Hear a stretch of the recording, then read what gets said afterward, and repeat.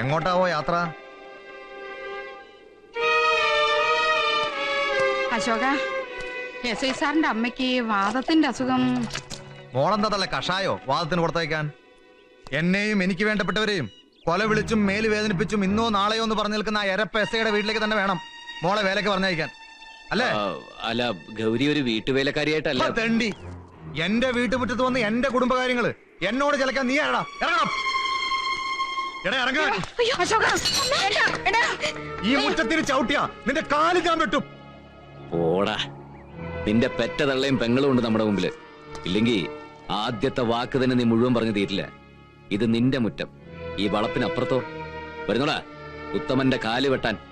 വരുന്നോടാ പുല്ലേ. ഗൗരി വാ.